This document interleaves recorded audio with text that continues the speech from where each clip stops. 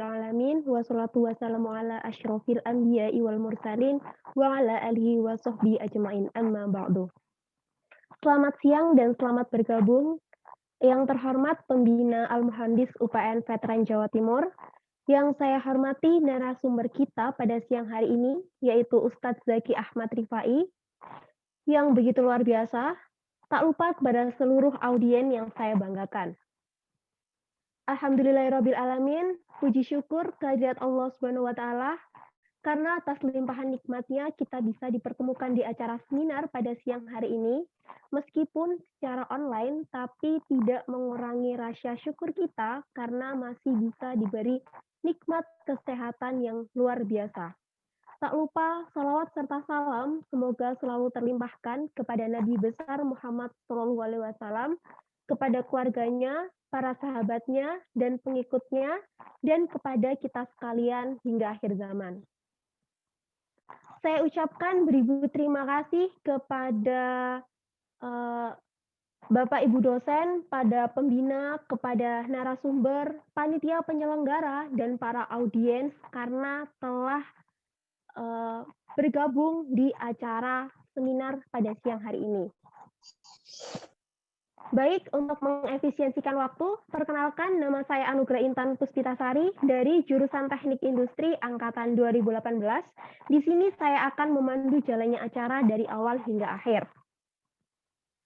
Acara di siang hari ini dengan judul The Spirit of Change Starts with Ourselves diadakan oleh Departemen BPM. Apa itu BPM? Jadi BPM itu adalah Badan Pengurus Musola yang dinaungi oleh Organisasi Ketakmiran Musola Al-Muhandis, di mana organisasi ini diikuti oleh mahasiswa aktif UPN Veteran Jawa Timur dari Fakultas Teknik dan Fakultas Ilmu Komputer. Tak hanya acara seminar ini, Al-Muhandis juga sering mengadakan seperti kajian, pelatihan, dan lain-lain. Maka dari itu, untuk teman-teman di sini, untuk info kegiatan Al-Muhandis lainnya akan selalu di-share di grup peserta. Jadi diharapkan peserta tidak keluar dari grup. Baik, sebelum memulai acara seminar, izinkan saya menyampaikan sedikit susunan acara pada siang hari ini. Acara yang pertama yaitu pembukaan. Yang kedua, tilawatil Quran. Yang ketiga, sambutan pembina Al-Muhandis. Yang keempat, pembacaan tata tertib. Penyampaian materi oleh narasumber dan dilanjut dengan sesi tanya jawab dan penutup. Demi kelancaran bersama, mari kita buka acara ini dengan membaca basmalah. Bismillahirrahmanirrahim. Baik, terima kasih. Acara selanjutnya yaitu tilawatil Quran yang akan dibacakan oleh saudara Miladun Hakim. Kepada saudara Muhammad Miladun Hakim, saya persilakan.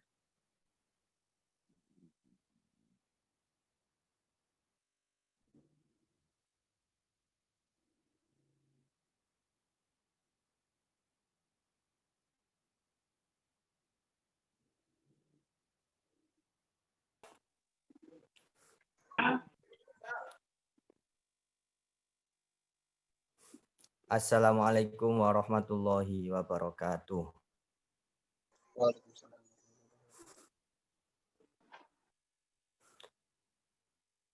A'udzu billahi minasy syaithanir rajim. Bismillahirrahmanirrahim. Alhamdulillahi rabbil alamin. Ar-Rahmanir Rahim. Maliki yaumiddin.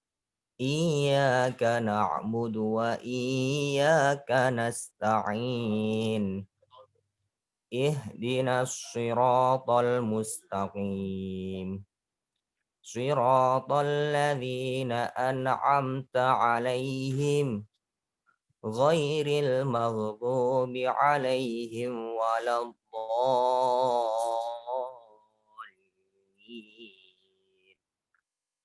Amin. Bismillahirrahmanirrahim. Suratun anzalnaha wa faradnaha wa anzalna fiha ayatin bayyinatin la'allakum tadhakkarun. الزانية والزاني فاجلدوا كل واحد منهما 100 جلدة ولا تأخذكم بهما رأفة في دين الله إن كنتم تؤمنون بالله واليوم الآخر وليشهد عذابهما طائفة من المؤمنين. الزاني لا ينكح إلا زانية أو مشركة والزانية لا ينكحها إلا زان أو مشرك وحرم ذلك على المؤمنين والذين يرمون المحصنات ثم لم يأتوا بأربعة شهداء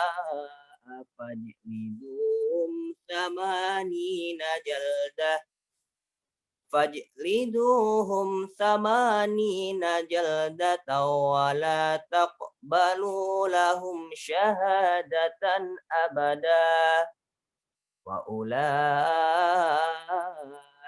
هم الفاسقون إلا الذين تابوا من بعد ذلك وأصلحوا فإن الله غفور رحيم. Shadaqallahu maulana al-alim. Assalamualaikum warahmatullahi wabarakatuh.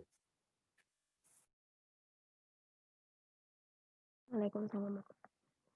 Maha benar Allah atas segala firman-Nya. Terima kasih kepada Saudara Muhammad Miladun Hakim sudah membacakan ayat suci Al-Quran. Acara selanjutnya yaitu sambutan dari Pembina Al-Muhandis UPN Veteran Jawa Timur kepada Ustadz Nur Cahyo Wibowo. Saya persilahkan. Baik, jazakillah atas kesempatannya. Hadirin sekalian, Assalamualaikum warahmatullahi wabarakatuh. Waalaikumsalam warahmatullahi wabarakatuh. Salawat serta salam semoga senantiasa kita limpahkan kepada junjungan kita, tauladan kita, baginda Nabi Muhammad SAW beserta keluarganya, sahabatnya, dan pengikutnya yang istiqomah di jalan Islam. Baik, alhamdulillah siang hari ini kita masih bisa bertemu kembali dalam majelis ilmu, majelis yang dimuliakan oleh Allah SWT. Semoga beberapa menit ke depan, beberapa jam ke depan ini bisa kita ikhlaskan ya, niat kita untuk semata-mata mengharap ridho Allah SWT, sehingga apa-apa yang kita luangkan siang hari ini akan dicatat sebagai amal kebaikan yang insya Allah akan memperberat timbangan kita di yaumul hisab nanti. Pertama-tama saya sampaikan jazakallah kepada Ustadz Zaki yang telah berkenan bersedia mengisi acara kajian kita pada siang hari ini.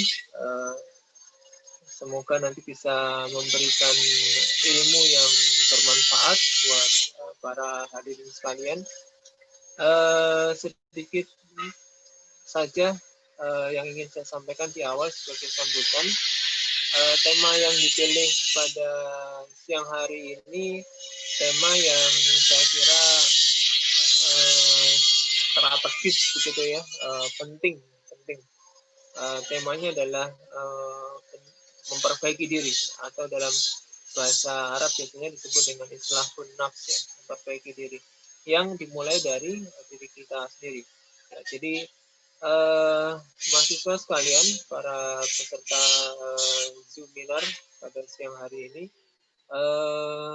tentunya bukan menjadi sebuah rahasia lagi kalau kita semuanya yang hadir di sini dan mungkin juga teman-teman kita yang lain mengharapkan negeri kita ini, ya, bangsa ini menjadi lebih baik lagi di masa-masa yang akan datang.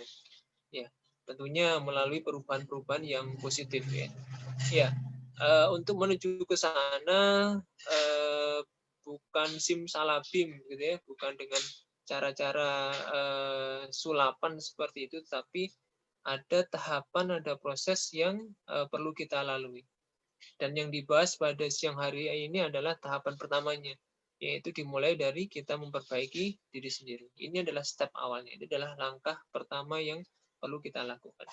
Ya, jadi nanti setelah itu, ya, setelah kita memperbaiki diri, setelah kita islahun nafs, maka tahap berikutnya adalah membangun keluarga muslim. Jadi membangun keluarga muslim. Jadi ini juga saya kira penting nanti untuk dibahas, ya, penting untuk dikaji bersama oleh al-muhandis, ya. Supaya apa? Supaya nanti ketika pasca kampus tidak bingung lagi, gitu ya. Pasca kampus tidak bingung lagi untuk memulai membangun keluarga muslim. Jadi ada bekal yang sudah disiapkan ketika kuliah.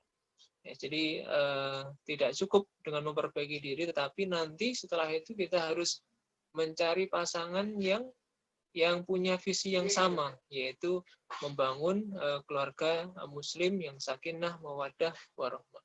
Itu penting, itu penting. Betapa banyak para aktivis, ya, para pegiat dakwah yang berjatuhan ketika di tahap membangun keluarga muslimnya tidak mendapatkan pasangan yang tepat. Ya, yang semangat dulu menggebu-gebu ketika kuliah, begitu mendapatkan pasangan yang tidak sesuai, ya, tidak satu visi dalam konteks dakwahnya, dalam konteks kecintaannya terhadap umat, kemudian sudah tidak aktif lagi dalam kegiatan dakwah. Selesai kuliah, selesai semuanya. Nah, padahal bukan itu cita-cita kita, bukan itu misi kita ke depannya. Kita ingin aktivitas dakwah, aktivitas kegiatan kita keagamaan ini bisa terus berjalan, terus bekerja dalam masa yang selamanya. Jadi itu tahap kedua yang tidak kalah penting. Jadi setelah memperbaiki diri, kita siapkan untuk membangun keluarga muslim yang aktivitas dakwahnya masih berjalan dengan baik. Kemudian setelah itu nanti kita memperbaiki masyarakat, kita terjun dalam masyarakat. Ini juga tidak kalah penting lagi. Jadi setiap mahasiswa nanti perlu dibekali juga kemampuan-kemampuan untuk beraktivitas di lingkungan masyarakat. Masyarakatnya bisa masyarakat kampung atau masyarakat kantor, ya, ketika nanti kita terjun dalam dunia pekerjaan. Itulah setidaknya tiga tahapan yang punya peran penting nanti di dalam upaya kita untuk memperbaiki bangsa dan negara ini. Nah, dalam konteks kita ingin mendapatkan negeri yang lebih baik lagi. Maka yang pertama, mari kita perbaiki diri. Kemudian yang kedua, jangan lupa nanti menyiapkan keluarga muslim, ya, keluarga muslim yang ideal, yang istiqomah di dalam jalan dakwah ini. Dan yang ketiga, kita juga berupaya untuk memperbaiki lingkungan sekitar kita. Ya, dengan bekal keluarga kita yang kondusif, maka insya Allah kita juga bisa mewarnai lingkungan sekitar kita. Ini trilogi yang saya kira juga perlu untuk dibahas di kesempatan berikutnya dalam kajian al-muhandis. Mungkin itu sedikit yang bisa saya sampaikan untuk membuka kajian pada siang hari ini. Terima kasih banyak kepada segenap panitia dan semoga bermanfaat buat seluruh peserta. Kurang lebihnya mohon maaf. Billahi taufiq wal hidayah. Assalamualaikum warahmatullahi wabarakatuh. Waalaikumsalam warahmatullahi wabarakatuh. Terima kasih kepada Ustadz Cahyo sudah memberikan sambutan pada siang hari ini. Tadi beliau menyampaikan sambutan perihal memperbaiki diri itu tidak hanya saat ini saja, tapi sampai nanti. Dan memperbaiki diri sendiri itu merupakan langkah awal dan masih ada langkah selanjutnya. Oke, sebelum pembahasannya lebih lanjut, saya akan membacakan sedikit tata tertib pada acara siang hari ini. Yang pertama, moderator memiliki hak penuh untuk mengatur jalannya acara. Yang kedua, peserta dimohon untuk tidak mengaktifkan fitur mikrofon pada saat kegiatan berlangsung, kecuali ada instruktur dari moderator untuk mengaktifkan mikrofon.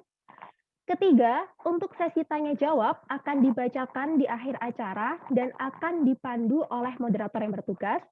Keempat, untuk peserta diharapkan on cam apabila bagi yang berkenan. Dan yang kelima, peserta yang ingin bertanya harap menuliskan di kolom chat pertanyaannya dengan diawali nama, underscore asal, dan pertanyaannya. Yang keenam, daftar hadir yaitu melalui Google Form, di mana link akan dibagikan kepada peserta di akhir acara seminar di kolom chat. Jadi untuk peserta diharapkan bertahan hingga acara selesai.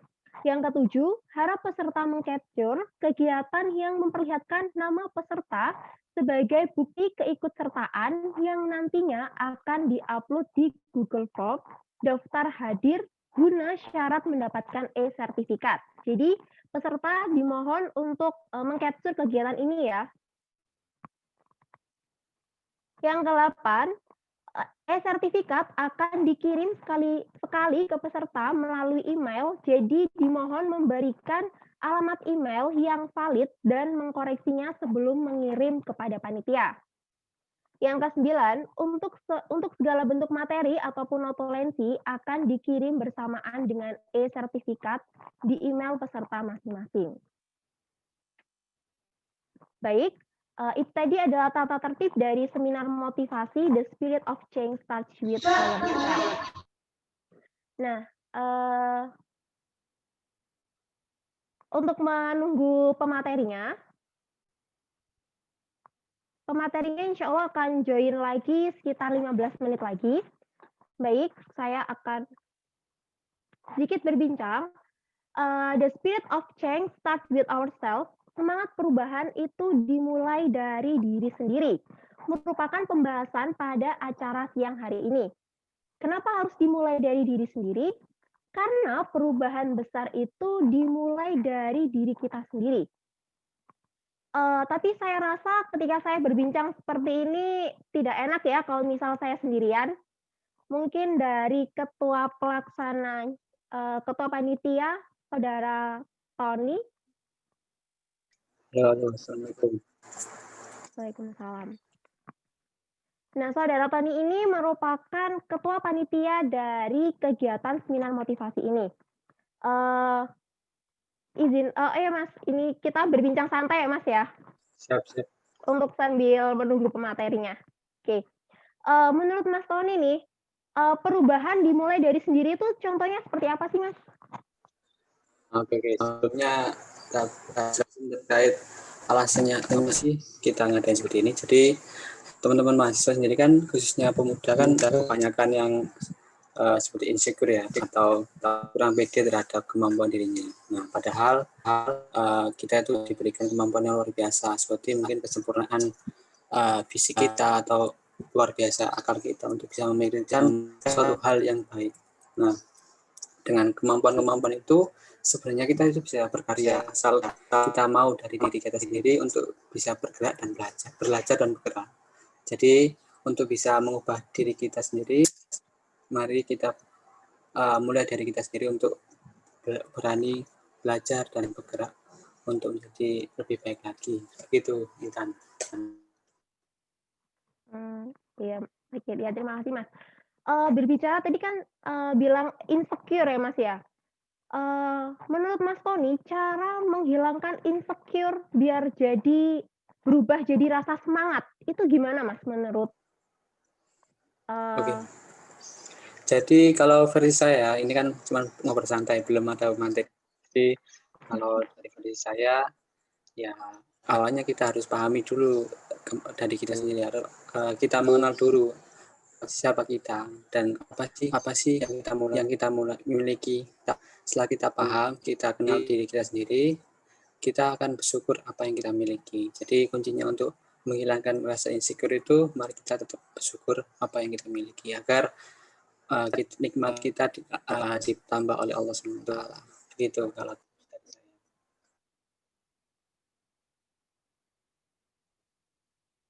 ya, baik berarti kuncinya bersyukur ya Mas ya. Baik, mungkin ini bisa stop share screen aja Mas tata tertibnya.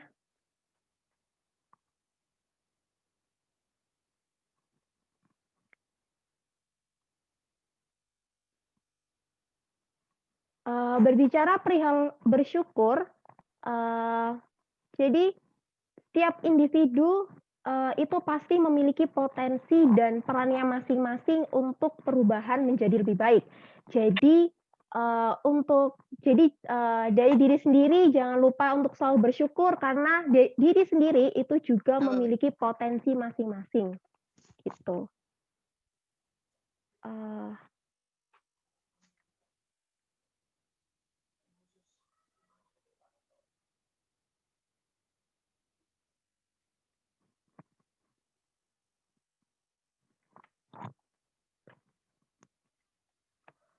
Oh ya Mas Tony, ini untuk kan Mas Tony sendiri ini adalah aktivis dakwah.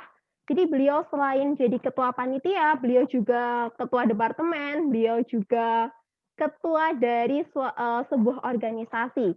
Menurut Mas Tony, gimana cara kita memanage waktu biar untuk kegiatan yang istilahnya prioritas kuliah itu tidak mundur?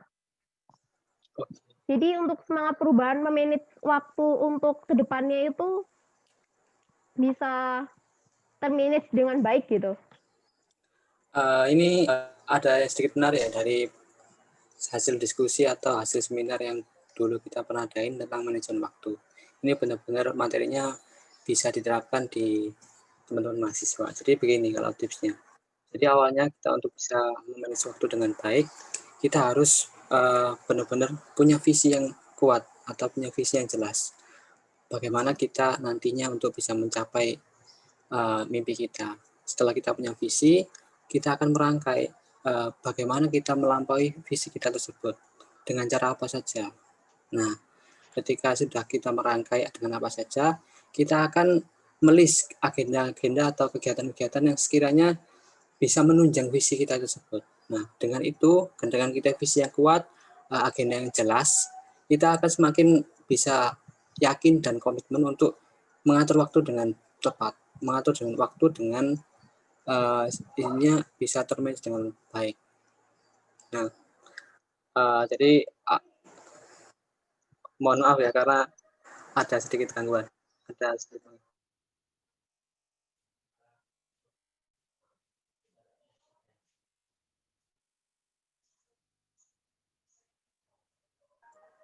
Ya tadi mohon maaf ya tadi panggil ibu saya. Nah, jadi begitu Intan. Jadi saya ulangi kembali. Jadi untuk bisa kita manage waktu, kita pahami dulu apa visi kita atau apa mimpi kita. Setelah itu, setelah mimpi kita targetkan untuk agenda-agenda terdekat ini. Apa saja agenda yang bisa menunjang untuk mencapai mimpi kita. Setelah kita sudah punya agenda dekat, kita susun untuk rencana harian. Hari ini mau apa, dan mau apa. Setelah kita sudah susun rapi, insya Allah komitmen untuk meraih mimpi kita akan nggak rela untuk waktu kita gunakan waktu yang sia-sia seperti terlalu banyak rebahan atau mungkin wasting time, membuang waktu seperti itu. Berarti tadi yang saya simpulkan itu ada penyusunan agenda, adanya visi, lalu kita susun dengan baik ya Mas ya. Terus biasanya pemuda itu semangat di awal tuh menggebu-gebu. Setelah mengikuti acara seminar, biasanya semangatnya itu di awal sangat menggebu-gebu. Tapi nanti di akhir itu biasanya semangatnya menurun. Nah, tips dan trik nih Mas, buat kita semua biar semangatnya itu bisa tetap konstan, istiqomah gitu loh. Oke. Aku jawab ya, ini pengalaman dari buku yang pernah tak baca. Jadi manusia itu akan menekuni sesuatu hal kalau itu dirasa menarik. Jadi kalau teman-teman merasa malas di sesuatu hal, itu pasti tandanya teman-teman nggak menarik dengan hal itu. Kalau teman-teman menarik, pasti teman-teman mencoba untuk mengorbankan diri atau mengorbankan waktunya untuk melakukan hal itu karena dirasa hal itu menguntungkan buat kita sendiri. Jadi yang pertama, caranya kita harus memotivasi diri kita sendiri atau memahamkan diri apa yang kita tujukan nanti. Misal contoh kuliah, kita malas di kuliah, kita harus pahamkan tujuan kuliah itu apa. Nah, tujuan kuliah nanti kita bisa mendapat ilmu atau mendapat pekerjaan atau bisa menambah wawasan atau bagaimana. Kita pahamkan dulu apa hal-hal yang menarik di kuliah.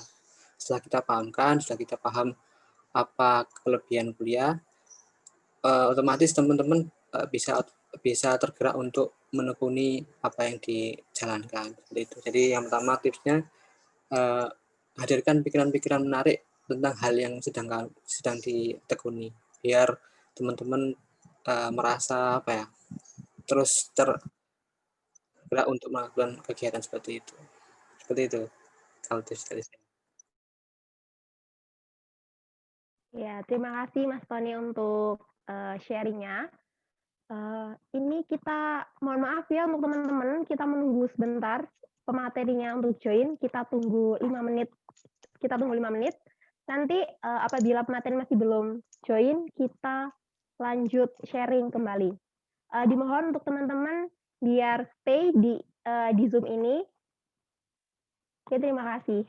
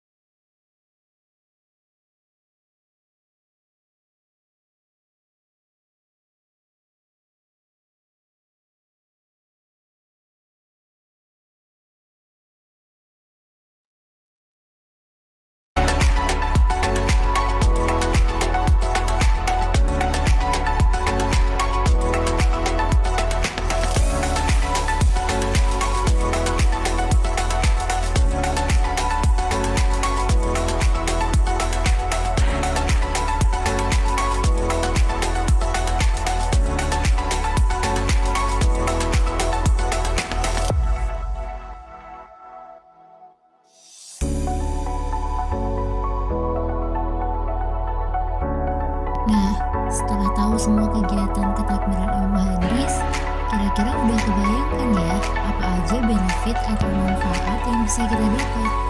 Pastinya banyak banget nih.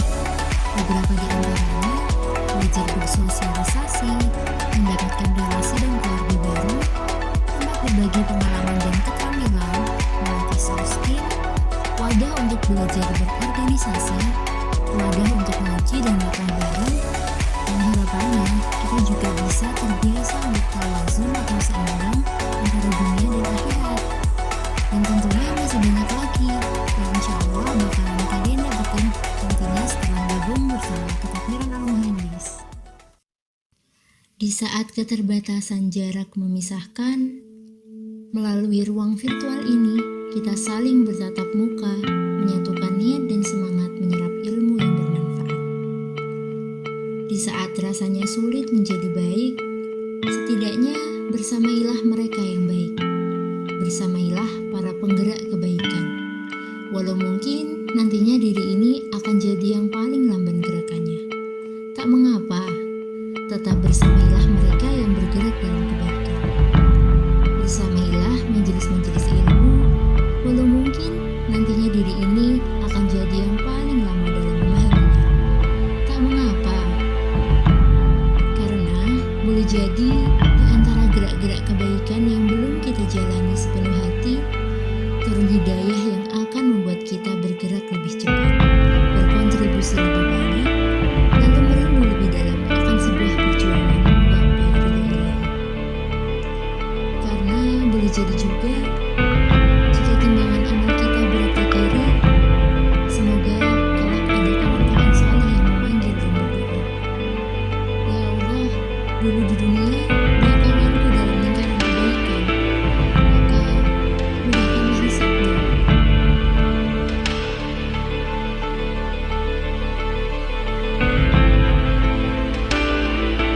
Semoga melalui Al-Muhandis kita semua senantiasa membersamai dalam kebaikan. Kami tunggu ya, sampai jumpa pada agen kebaikan.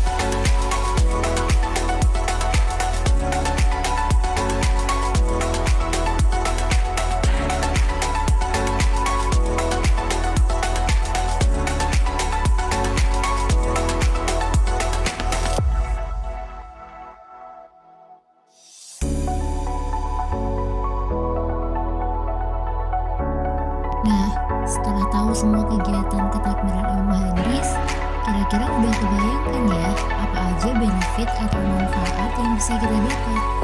Pastinya banyak banget nih. Beberapa di antaranya belajar bersosialisasi, mendapatkan relasi dan keluarga baru, tempat berbagi pengalaman dan keterampilan, melatih soft skill, wadah untuk belajar berorganisasi, wadah untuk ngaji dan makan bareng, dan harapannya kita juga bisa terbiasa bertawazun atau seimbang antara dunia dan akhirat. Dan tentunya masih banyak lagi yang insya Allah bakalan kalian dapetin nantinya setelah gabung bersama ketakmiran Al-Muhandis. Di saat keterbatasan jarak memisahkan, melalui ruang virtual ini kita saling bertatap muka, menyatukan niat dan semangat menyerap ilmu yang bermanfaat.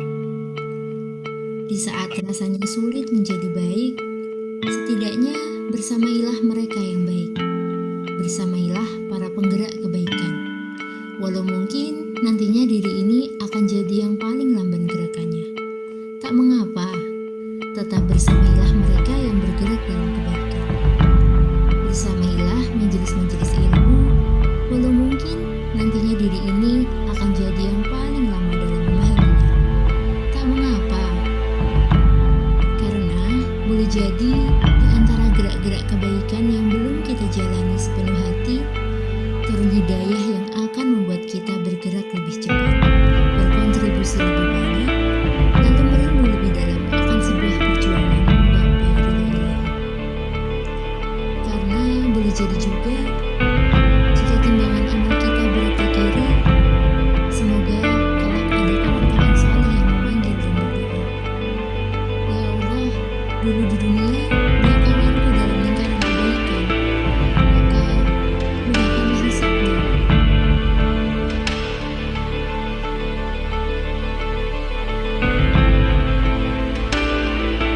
Semoga melalui Al-Muhandis kita semua senantiasa membersamai dalam kebaikan. Kami tunggu ya, sampai jumpa pada agen kebaikan.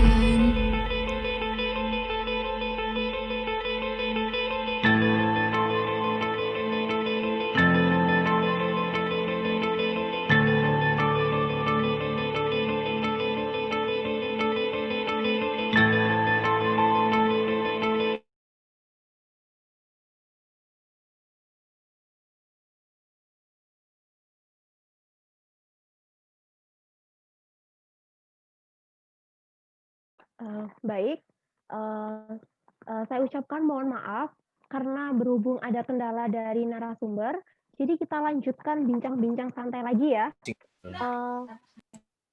Dan saya ucapkan terima kasih. Ya, ini narasumbernya sudah bergabung. Assalamualaikum Ustadz.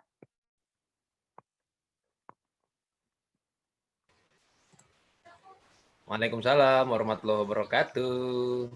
Iya. Baik Ustadz, ini saya lanjut ya acaranya ya. Iya, silakan. Monggo. Oke. Tadi kita sudah membahas santai, berbincang-bincang santai dengan ketua panitia perihal sedikit membahas perihal perubahan dimulai dari diri sendiri dan tips dan triknya. Nah, perubahan itu dimulai dari diri sendiri karena perubahan besar pasti dimulai dari diri sendiri kan.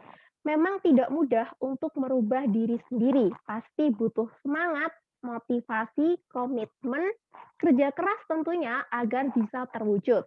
Tapi saya sangat yakin bahwa setiap individu itu pasti memiliki potensi dan perannya masing-masing untuk suatu proses perubahan menjadi lebih baik di kehidupan ini. Baik, untuk lebih jelasnya, kita akan membahas tentang tema ini dengan narasumber kita yang luar biasa pada siang hari ini, yaitu Ustadz Zaki Ahmad Rifai. Sebelum beliau menyampaikan materi, saya akan membacakan CV dari beliau. Ustadz Zaki Ahmad Rifai lahir di Jakarta pada 22 Februari 1994. Banyak karya dan prestasi dari beliau, salah satunya yaitu menulis buku dengan judul Berjuta Rasa Menjadi Papa Mama Muda. Jangan berdakwah, nanti masuk surga. Ada juga Islam Gak Liberal. Dan pelajaran dari buku kehidupan. Selain itu, beliau juga pernah berperan di film Tausiah Cinta sebagai Afian pada tahun 2015, berperan di film 5 Penjuru Masjid sebagai Usman pada tahun 2018. Masya Allah, begitu luar biasa prestasi yang dicapai beliau. Baik, langsung saja kita mendengarkan pemaparan dari beliau. Untuk Ustadz Zaki Ahmad Rifai, saya persilahkan. Monggo Ustadz.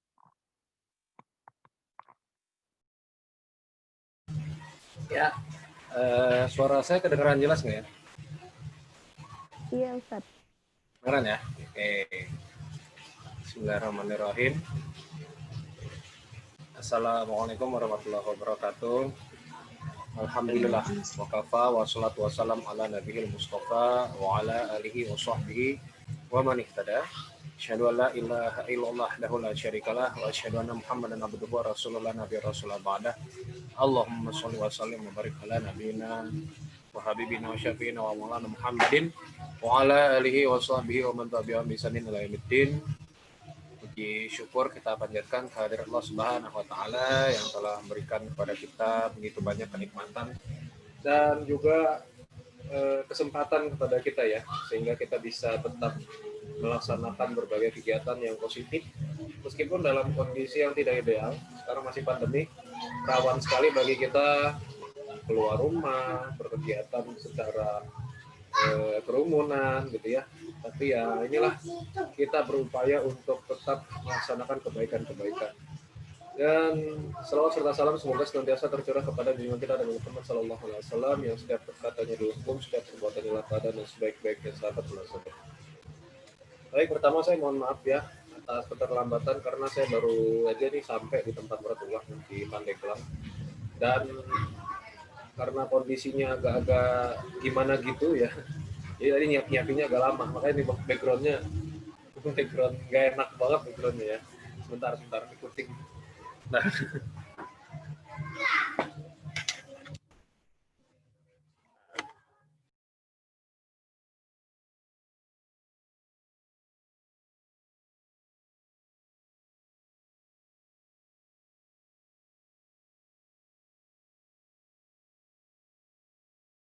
Takut ditabrak aja.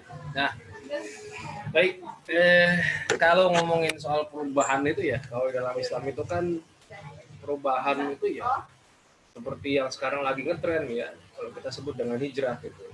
Jadi apa sih hijrah itu? Hijrah itu ya perpindahan dari satu tempat ke tempat yang lain. Ya. Dan itu ditandai dengan adanya perubahan. Tentu saja perubahannya apa?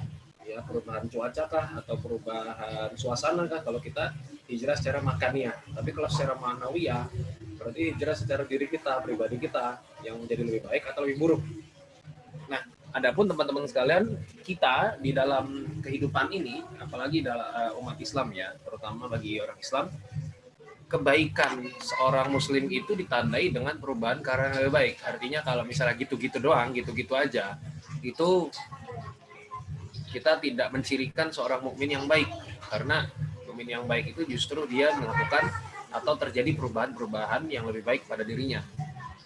Oke, mungkin kalau bisa request saya jadiin co-host ya, biar bisa share materi, share screen co-host kalau misalnya bisa. Kalau enggak ya udah nggak apa-apa sih, biar lebih enak aja. Jadi kalau saya bisa request.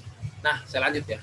Jadi intinya adalah nggak bisa kemudian kita menjadi orang yang baik, orang yang lebih baik tanpa ada perubahan yang signifikan di dalam diri kita.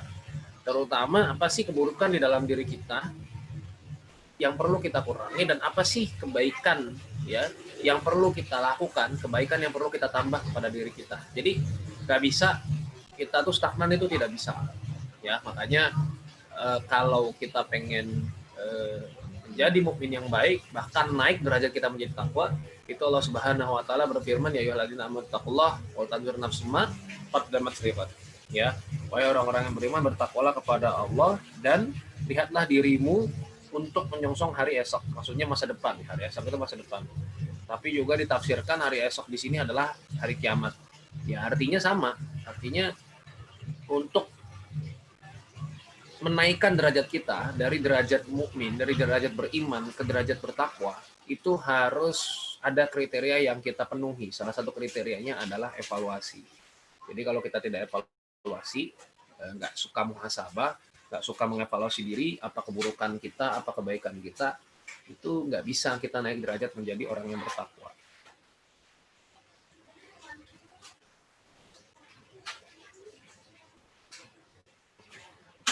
Dan karena itulah namanya perubahan di dalam Islam itu seharusnya memang dilakukan. Makanya itu kenapa Nabi Muhammad SAW itu melakukan hijrah, ya, perpindahan dari dulu awalnya sahabat dipindahkan dari Makkah ke Habasyah, ya, di mana Habasyah itu tempat yang dirasa jauh lebih baik daripada Makkah, karena Makkah saat itu dikuasai oleh orang-orang pagan alias orang-orang yang menyembah berhala. Sedangkan Habasyah saat itu dikuasai oleh raja yang Nasrani, yang notabene mereka menyembah Allah, ya, meskipun dengan ajaran-ajaran yang sudah disimpangkan, ya, menurut pandangan Islam. Karena mereka sebetulnya adalah beragama seperti agama Nabi Isa alaihissalam, tapi ya Ada beberapa yang disimpangkan, ya, akhirnya kemudian mereka tidak sesuai dengan ajaran yang sudah ditunjukkan oleh Nabi Isa alaihissalam. Begitu juga ketika datangnya Nabi Muhammad SAW, mereka tidak langsung kemudian mengikuti agamanya Nabi Muhammad. Ya, nah inilah menjadilah mereka orang Nasrani, tetapi tidak mengikuti Nabi Isa. Kenapa? Karena Nabi Isa sendiri yang memberitakan bahwa setelah Nabi Isa nanti dia akan diutus oleh seorang Nabi yang bernama Ahmad, ya, bernama Ahmad di sini bercabang karena Ahmad itu dengan Muhammad itu akar katanya sama-sama artinya terpuji.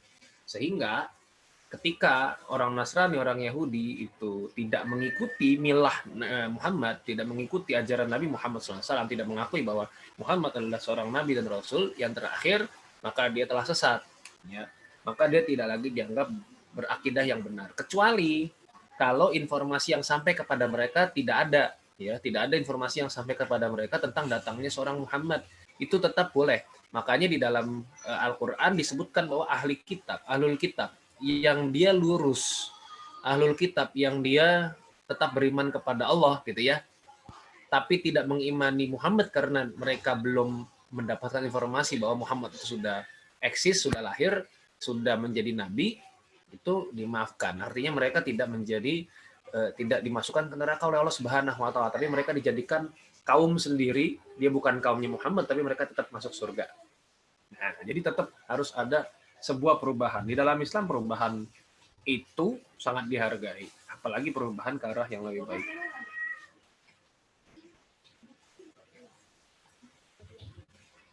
Nah, di sini teman-teman sekalian, saya mau nge-share. Ini belum juga ya? Belum bisa ya? Oh, belum bisa dijadiin co-host. Atau memang formatnya ini? Oh, nggak ada cetak co-host ya? Oke deh. Oke. Siap. Bentar ya. Mana nih? Ini deh. Nah. Biar lebih enak ngelihatnya daripada ngeliatin muka saya mulu ya, bosan kayaknya. Dengan ngeliatin materinya aja.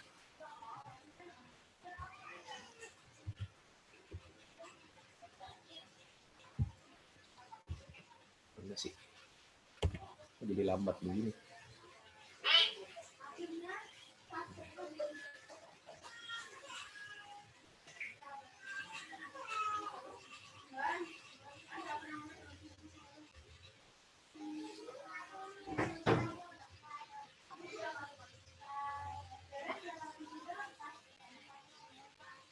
Nah, jadi ada yang perlu untuk kita usahakan supaya kita tidak, ya, supaya nggak gitu-gitu aja.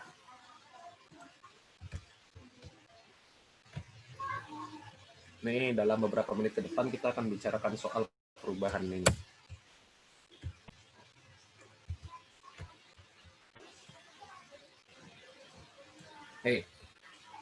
Hijrah atau perubahan itu ada dua. Yang pertama makaniyah, yang kedua ma'nawiyah. Kalau makaniyah itu berdasarkan tempat. Kayak Nabi pindah dari hijrah dari Makkah ke Madinah, itu namanya hijrah makaniyah. Ya. Jadi jelas ya, kalau misalnya ada yang tanya, kok sekarang istilahnya hijrah sih bukan taubat, kan hijrah itu kayak Nabi. Nah, sekarang jelas. Ada hijrah makaniyah, ada hijrah ma'nawiyah. Ma'nawiyah yang kayak gimana ya? Sekarang kita kenal tuh, ya. Artis hijrah, gitu, misalnya public figure hijrah, gitu kan. Sepak bola atlet hijrah misalnya kayak gitu.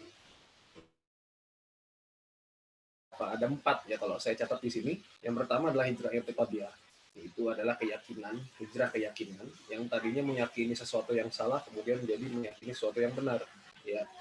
Apa yang dilakukan oleh orang-orang Quraisy di Mekah kemudian mengikuti Nabi SAW itu termasuk hijrah i'tiqadiyah. Hijrah i'tiqadiyah, artinya keyakinan mereka berpindah dari yang tadinya mengakui bahwa ada Tuhan selain Allah, ada Tuhan-Tuhan berupa berhala itu yang bisa diminta selain Allah, ya, kemudian jadi berubah, jadi menganggap bahwa hanya Allah satu-satunya Tuhan yang patut disembah, diminta, diharap-harapkan, dan lain sebagainya. Kemudian yang kedua ada hijrah fikriyah. Hijrah fikriyah itu pemikiran, yang tadinya pemikirannya mungkin menganggap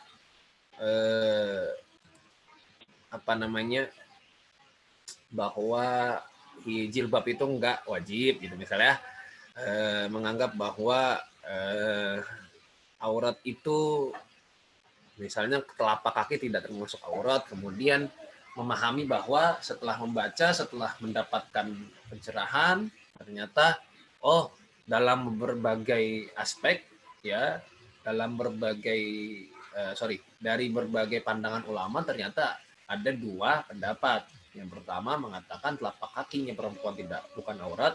Yang kedua mengatakan bahwa telapak kaki perempuan adalah aurat. Ya, maka yang menganggap itu aurat ya ditutup, dengan yang menganggap itu tidak aurat itu tidak ditutup. Itu tidak masalah. Tapi kemudian ketika orang memahami, yang tadi saya memahami itu bukan aurat, sekarang saya memahami itu adalah aurat, itu namanya hijrah fikriyah. Kemudian yang ketiga hijrah syu'uriyah, cita rasa, selera. Dulu senangnya drakor, ya nonton drakor dari pagi sampai pagi lagi, sampai teler, sampai mabok nonton drakor, ya. Akhirnya kemudian ganti, ya, jadi lebih suka nonton film Omar misalnya gitu ya, seri Omar gitu. Atau ganti jadi lebih suka menikmati hiburan-hiburan yang berbau ilmu pengetahuan, bahkan keagamaan di syu'uriyah. Ya, tadi senengnya denger K-pop, sekarang dengernya seneng lagu-lagu religi gitu misalnya. Religinya religi Islam ya, bukan religi Kristen. Intinya syu'uriyah, cita rasanya berubah, seleranya berubah. Nah, kalau orang yang tadinya suka nonton drakor itu perlu diubah untuk tidak lagi menghabiskan waktu untuk nonton itu, untuk maraton drakor. Nah, ini namanya hijrah syu'uriyah. Kemudian yang keempat adalah hijrah sulukiyah. Hijrah sulukiyah itu adalah hijrah secara perilaku. Ya, yang akhwat misalnya tadi tomboy gitu, senangnya pakai celana, senangnya pakai kaos ketat gitu ya misalnya, senangnya pakai sepatu kets kemana-mana, bahkan kondangan pakai sepatu kets, kuliah pakai sepatu kets, masjid pakai sepatu kets, mandi pakai sepatu kets gitu. Akhirnya kemudian berubah perilakunya. Ini namanya hijrah sulukiyah. Nah, jadi dari sini bisa teman-teman mengetahui ya, perubahan-perubahan itu titik tolaknya dari mana. Jadi dari 4 hal ini teman-teman sekalian itu bisa mengidentifikasi ada di mana saya sekarang gitu loh. Ya, yang kurang dari diri saya, yang perlu di-upgrade, yang perlu di-improve dari diri saya itu di sebelah mana, di bagian mana? Di bagian keyakinan kah, di bagian pikiran kah, di bagian cita rasa kah, atau di bagian perilaku? Kalau perilaku ini berkaitan dengan akhlak.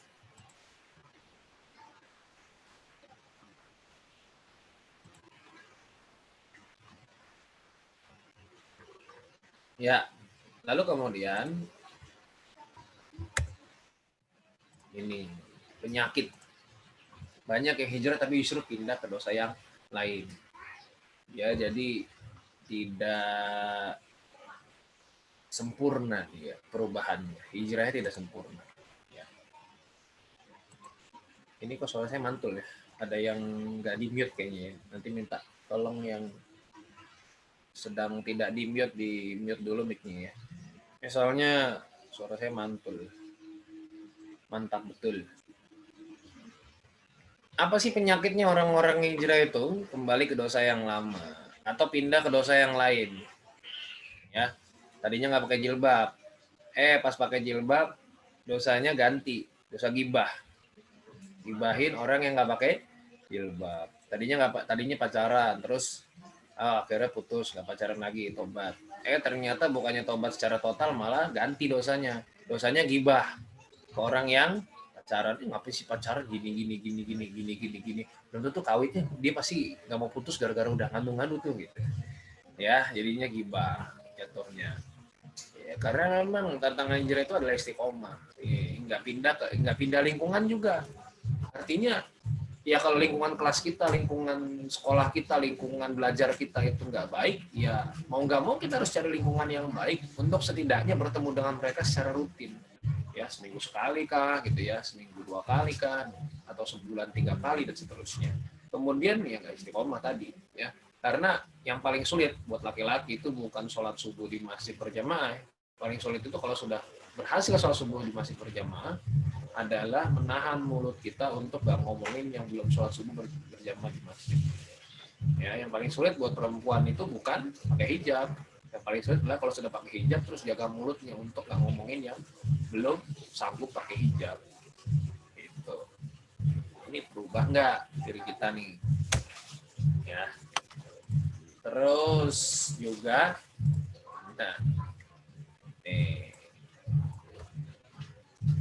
ini sama-sama ya, kita saling mengingatkan ya, apalagi di akhir tahun ya, tirakat itu yang terbaik bukanlah amalan yang banyak, bukan amalan yang sesuai dengan sunnah, tapi ngurangin kemaksiatan. Susah loh. Saya lihat muka-muka di sini kayaknya pada rajin ya sholatnya, pada rajin ngajinya gitu ya.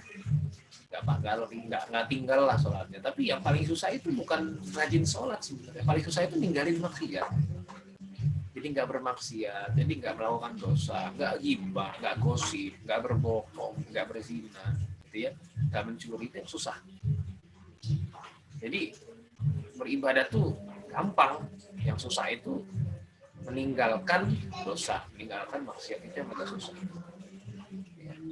Makanya banyak sekali di antara kita yang STJ, sholat terus maksiat jalan. Nah, ini dia.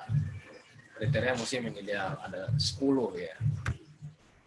Pertama, yaitu keyakinan yang teguh, salimul aqidah, akidah yang bersih, suci, ya sebagaimana yang disumpah oleh kalian semua ketika sholat. Ketika doa kita, qul inna sholati wa nusuki wa mahyaya wa mamati lillahi rabbil alamin.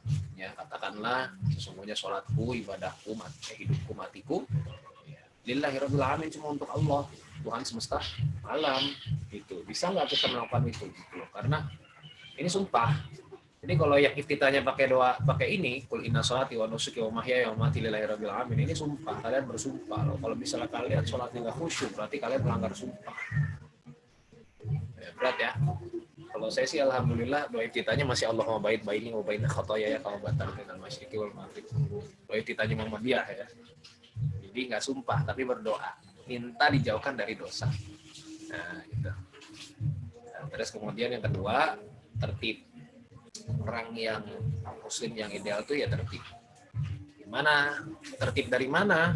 Ya, tertib dari ibadah-ibadahnya, ketepatan waktunya, ketepatan amalnya, gitu ya, ketepatan janjinya kepada orang lain, itu. Terus kemudian tidak gerasa gerusu gitu dalam setiap amalan, ya, pokoknya sabar, ya, bertahap gitu.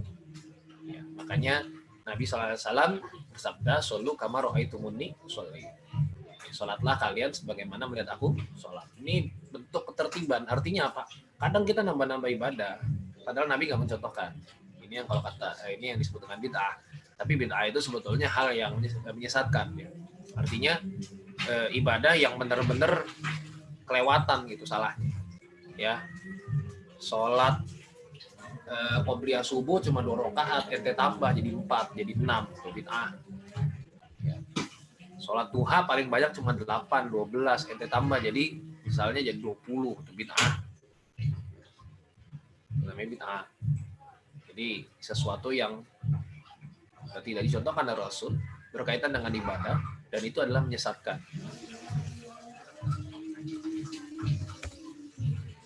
Terus kemudian wa innaka la'ala khuluqin 'adzim. Punya akhlak yang baik, matinul khuluq, akhlaknya kokoh, santun, sopan, ramah, keras terhadap orang kafir dan lembut terhadap sesama muslim, bukan sebaliknya. Ya. Gitu. Jadi dia itu seorang muslim yang baik seperti itu, muslim yang ideal seperti itu. Dia kalau keras terhadap orang kafir dan dia lembut terhadap muslim, bukan sebaliknya. Ya. Orang kafir dijaga-jaga, dibaik-baikin, orang muslim yang beda organisasi, beda ormas dijelek-jelekin, bahkan dipersekusi. Itu bukan seperti itu justru. Nah, yang baik itu adalah kita keras terhadap yang berbeda akidah dan lembut terhadap yang sama akidah. Dan termasuk matinul khuluq ini adalah satu buah jawantah dari kebaikan Islam kita, kebaikan kebaikan agama kita, ya, karena min husnil islamil mar'i tarkuhu ma la ya'ni, ya. Di antara kebaikan seorang muslim adalah dia meninggalkan apa yang tidak berguna buat dirinya, kan gitu. Jadi akhlak yang baik itu selain bermanfaat bagi orang lain juga tidak merugikan orang lain gitu. Ya, kalau nggak bisa bermanfaat, setidaknya jangan bikin rugi orang lain. Ya. Jadi dari mana keislaman kita dilihat? Dari akhlak. Bukan dari sholat kita, bukan dari ngaji kita, bukan dari haji kita, bukan dari zakat kita, tapi dari akhlak. Ya, apakah terbentuk akhlak kita? Nggak gampang mengucap kata kasar. Ya, nggak gampang melakukan dosa, nggak gampang merugikan orang lain. Di jalanan seperti apa orang yang berakhlak? Di kelas seperti apa orang yang berakhlak? Di organisasi seperti apa yang berakhlak? Di pekerjaan seperti apa orang yang berakhlak? Ya. Jadi bisnismen, jadi pengusaha seperti apa sih orang yang berakhlak? Jadi bisa tampil, bisa muncul keislaman kita itu dari akhlak kita. Kemudian, nah ini ya, bugar. Al-mu'minul qawiyyu khairun ahabbu ilallahi minal mu'minin dhaif wa fi kulli khair. Ya, bahwasanya orang beriman, mukmin yang kuat itu lebih baik dan dicintai oleh Allah Subhanahu wa taala ketimbang mukmin yang lemah. Nah, jadi kalian ini merutinkan olahraga apa enggak? Makanannya, makanan sehat atau enggak? Tidurnya teratur atau enggak? Itu menentukan. Karena apa? Nabi mengajarkan kita untuk tidur teratur, makan makanan yang ada aja dan tidak mengada-ada gitu ya. Bukan makanan yang enggak sehat. Kemudian juga kebugaran fisiknya terjaga. Jadi jangan disangka orang Islam yang baik itu cuma dia rajin ngaji, ngajinya bagus, enggak. Tapi juga bagaimana dia merawat fisiknya. Ya, Muslim tapi beruntusan, jerawatan gitu. Orang jadi ngeliat, ih jelek jorok banget ya orang Islamnya gitu. Muslim tapi loyo, nyusahin orang, gampang pingsan kalau lagi upacara, orang juga akan meremehkan gitu. Ya dulu zaman saya sekolah itu, saya bukan anak rohis. Kemudian ada anak rohis yang pingsan mulu gitu. Kita kan jadi ngeliatnya gitu, kalau anak rohis ya, kalau upacara pingsan mulu ya gitu. Jadi kan orang mandangnya orang anak-anak rohis ini lemah-lemah gitu, letoy-letoy. Kalau lagi olahraga, anak-anak yang lain pada main bola, pada main voli. Ini anak-anak rohis enggak, di pinggir aja ngobrol, hihihi, yang terutama yang akhwat. Jadi kan kita melihatnya nggak enak ya di rohis ya, mematikan hobi, mematikan jati diri gitu loh. Jadi nggak menunjukkan bahwa anak rohis, anak yang dekat dengan keislaman itu seseorang yang kuat fisiknya, baik fisiknya gitu loh. Jangan seperti itu ya teman-teman. Nah, terus kemudian Muslim yang ideal itu juga wawasannya luas, cerdas, mutlaqaful fikr, ya. Jadi wawasannya luas. Kayak di surat Az-Zumar ayat 9 ini, qul hal yastawiyal ladzina ya'lamun wal ladzina la ya'lamun.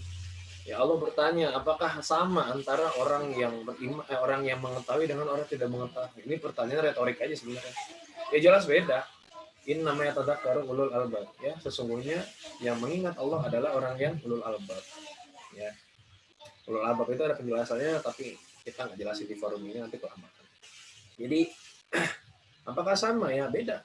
Nah, orang yang cerdas itu orang yang punya wawasan luas, menuntut ilmu, itu ditinggikan derajat oleh Allah Subhanahu wa taala beberapa derajat. Dan orang terutama menuntut ilmu itu ada di Quran dan di hadis, di mana kita itu memang mempunyai kewajiban untuk memiliki ilmu. Di mana juga kita pernah mendengar ya, 1000 sholatnya orang tidak berilmu, 1 sholatnya orang berilmu lebih baik daripada 1000 sholatnya orang tidak berilmu. Gitu. Kenapa? Ya karena dia nggak tahu sholat itu buat apa. Tapi kalau orang yang berilmu dia tahu sholat itu buat apa. Ya. Bukan berarti orang nggak berilmu kalau sholat nggak dapat pahala, bukan. Tapi lebih baik, gitu ya. Derajatnya lebih baik, posisinya lebih baik daripada yang tidak berilmu. Gitu doang. Jadi bukan berarti orang nggak berilmu terus sholatnya nggak dihitung pahala, nggak salah. Hati-hati orang yang Muslim yang ideal itu orangnya hati-hati. Kenapa? Karena nggak gegabah. Karena tuntunannya langsung dari Allah Subhanahu wa taala. Tuntunannya langsung dari Rasulullah SAW, seorang figur yang ideal, manusia yang dihormati, disegani kawan dan lawan gitu ya, yang mencontohkan kepada kita untuk tidak gegabah dalam berbagai hal. Karena apa? Terburu-buru itu sifatnya setan. Kalau dia terburu-buru, maka dia sedang berada di dalam kuasa setan. Kemudian disiplin, ya, terutama disiplin terhadap waktu. Harisun ala waqtihi. Ya, kalau janji rapat jam 9, dia datang jam 9, bukan jam 10 gitu ya.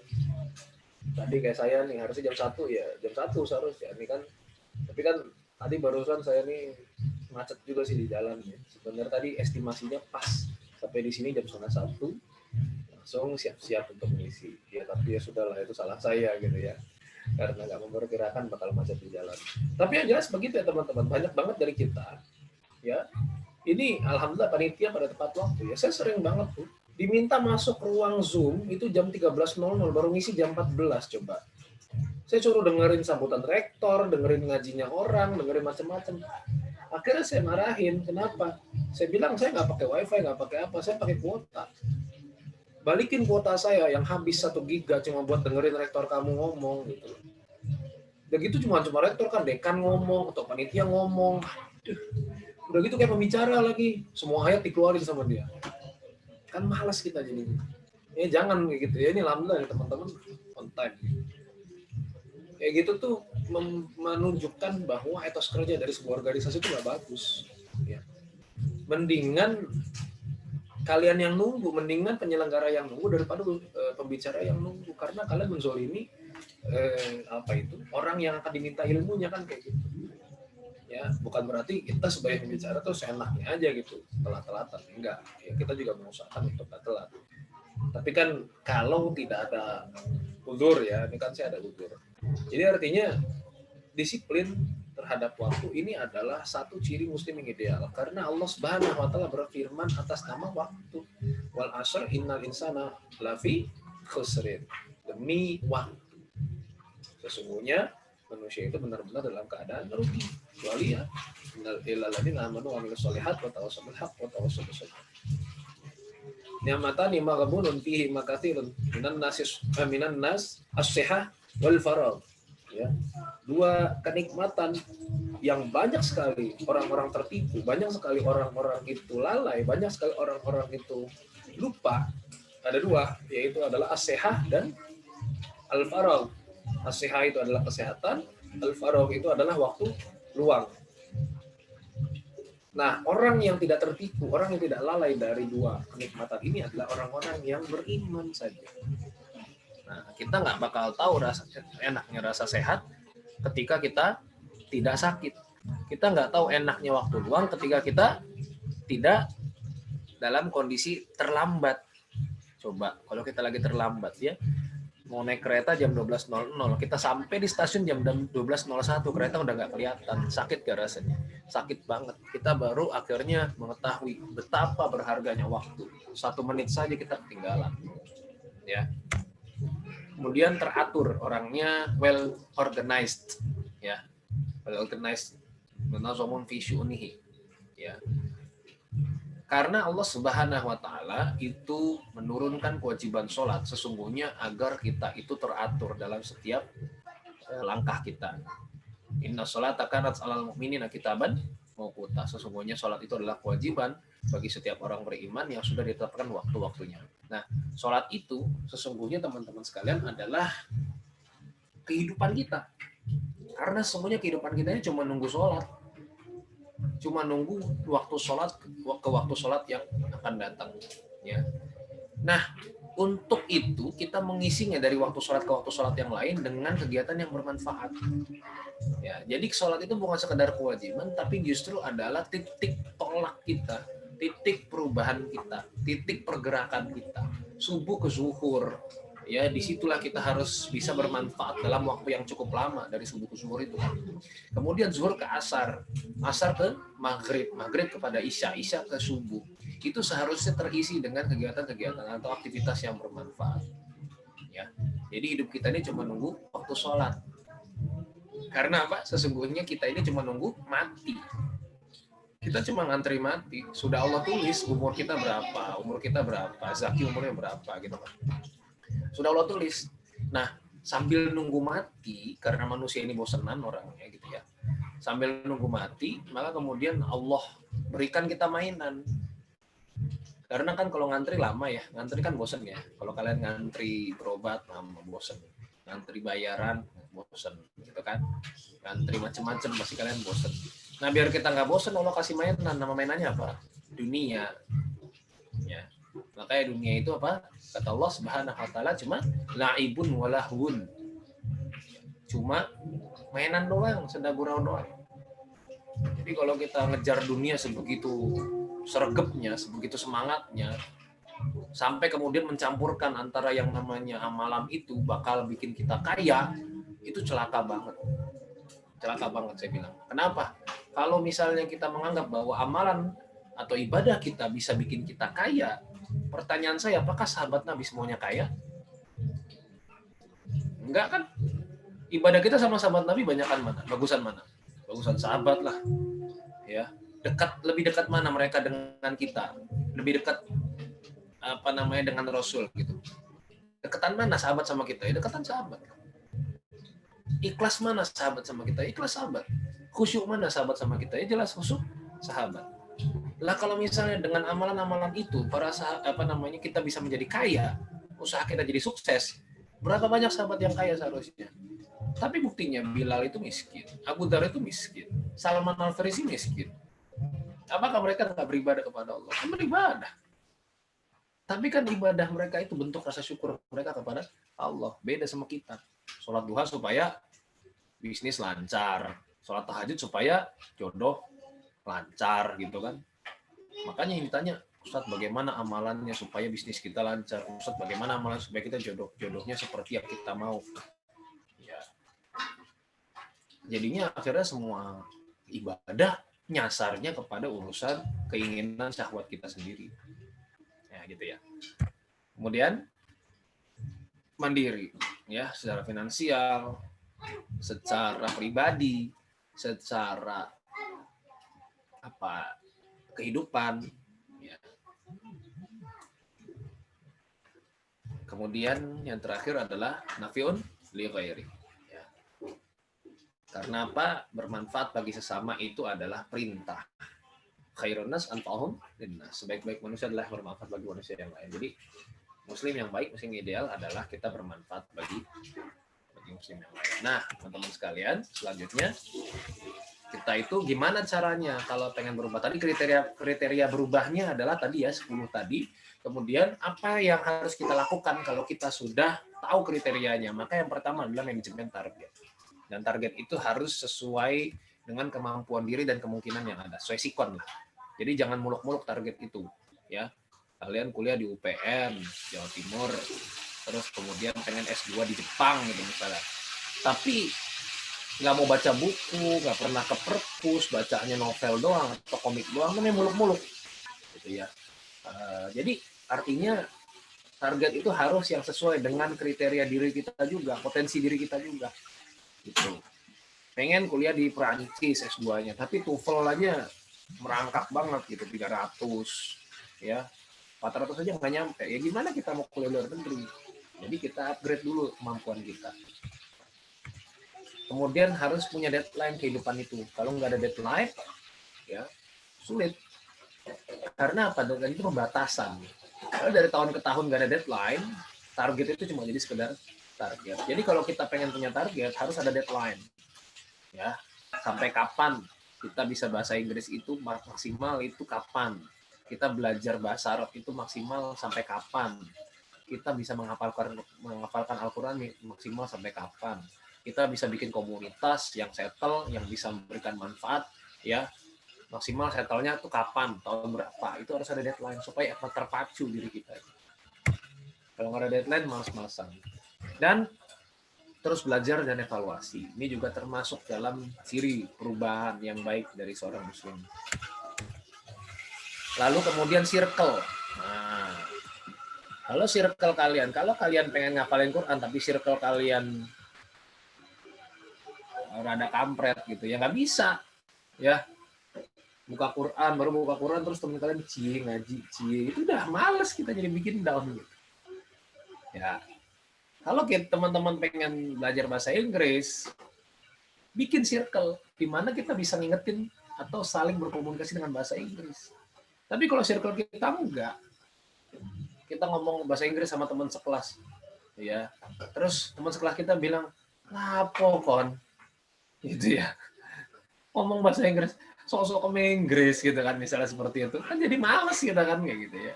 Jadi membangun, dulu saya bukan orang Jawa. Terus akhirnya kemudian ketika kuliah di Jogja, yang pertama saya lakukan kepada teman-teman saya orang Jawa, ngomonglah bahasa Jawa kepada saya. Kalau misalnya aku nggak ngerti, ya jelaskan.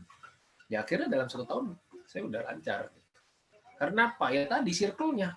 Tapi kalau circle-nya nggak mendukung, gitu, orang saya ngomong sedikit terus bilang, kalau nggak bisa bahasa Jawa, nggak usah ngomong bahasa Jawa. Ya kan jadi, ya udah jadi ngedown gitu, jadi males kita ngomong kayak gitu ya.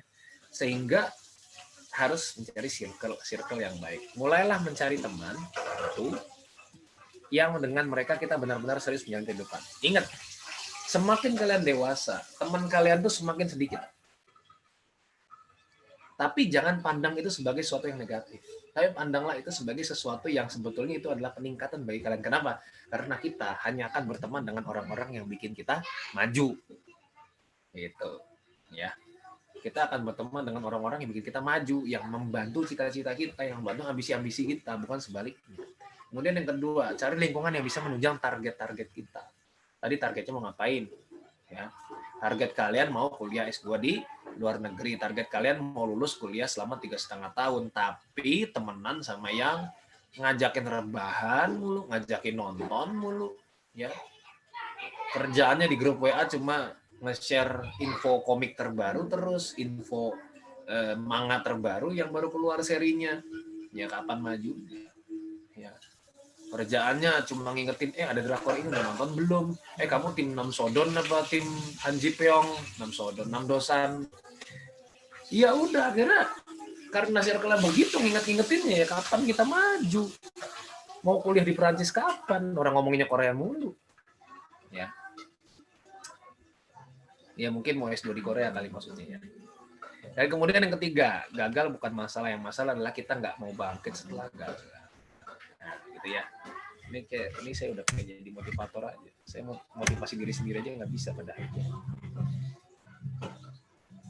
Ini jangan anggap saya ini orangnya baik ya, sama juga saya senang rebahan juga, senang main game juga. Jadi jangan dianggap saya keren-keren amat, enggak lah. Orang Nabi aja dibilang sama Allah ya, kul innama ana basyarun mitlukum yuha, ya ilayya annama ilahukum ilahu wahid fa in kana yarju liqa rabbi falyamal amalan sholihan wa la yusyrik bi ibadati rabbih ahad. Ya Allah bilang kepada Nabi, Muhammad bilang, saya adalah manusia sama seperti kalian yang dikasih wahyu. Jadi jangan anggap saya tuh Tuhan gitu loh. Saya tuh manusia, jangan kultuskan saya. Saya itu cuma manusia yang dikasih wahyu. Bedanya cuma di situ, tataran wahyu aja. Tataran wahyu dan mukjizat udah. Selain itu saya sama kayak kalian. Saya juga bisa gendut, saya juga bisa diet, saya juga bisa makan, saya bisa tidur, saya bisa menikah, gitu ya. Saya juga bisa puasa, saya bisa berternak, gitu ya. Kemudian saya bisa bertani, semuanya bisa. Gitu. Jadi Nabi aja seperti itu. Sehingga apa? Kita tuh manusia, sebagai manusia tuh punya kesempatan untuk terus berbuat kebaikan, punya kesempatan untuk terus mengimprove diri kita, mengupgrade diri kita. Seperti itu ya. Nah, dari situ teman-teman sekalian silakan kalau ada yang mau ditanyakan, monggo. Kalau nggak ada ya alhamdulillah. Selebihnya nanti kalau misalnya malu pengen tanya sesuatu bisa langsung ke Instagram terutama ya. Saya di situ pasti akan lebih aktif dan pasti akan menjawab pertanyaan teman-teman sekalian kalau mau tanya, tapi follow dulu. Ya jangan follow enggak tapi nanya mulu. Banyak banget kayak gitu tuh. Kamu cuma datang ke aku pas lagi butuh doang, pas nggak butuh dicampakan. Ya. Oke, saya kembalikan ke moderator. Qul qali hadza astaghfirullahaladzim. Assalamualaikum warahmatullahi wabarakatuh. Waalaikumsalam warahmatullahi wabarakatuh. Terima kasih saya sampaikan kepada Ustadz Zaki Ahmad Rifai. Penjelasan mengenai tema pada siang hari ini begitu jelas, terperinci, dan tentunya mudah dipahami.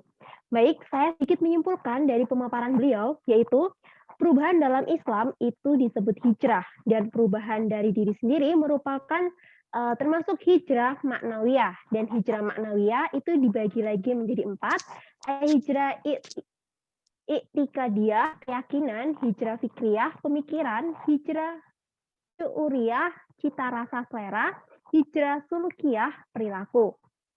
Nah, dalam tantangan hijrah itu ada 4. Yang pertama, kembali ke dosa lama. Yang kedua, pindah ke dosa yang lain. Yang ketiga, tidak pindah lingkungan, dan yang keempat tidak istiqomah. Kriteria perubahan seorang muslim itu yang pertama memiliki keyakinan, yang kedua tertib, baik dari tertib ibadahnya, amalannya, janjinya, dan lain-lain. Yang ketiga ada santun, yaitu akhlak yang baik. Yang keempat rajin berolahraga.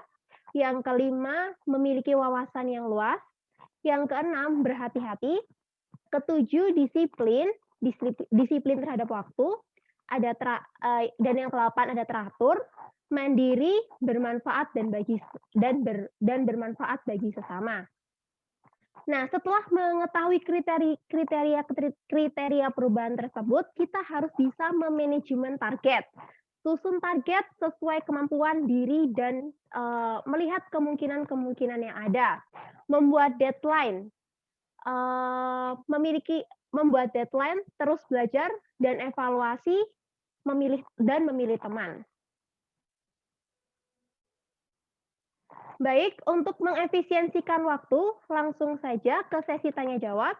Audiens bisa bertanya melalui kolom chat dengan format nama, asal, dan pertanyaannya. Nanti akan dipilih beberapa pertanyaan untuk saya bacakan pertanyaannya tersebut, dan akan saya pilih salah satu untuk menyampaikan pertanyaan dengan on mic. Jadi bisa berinteraksi langsung dengan narasumbernya.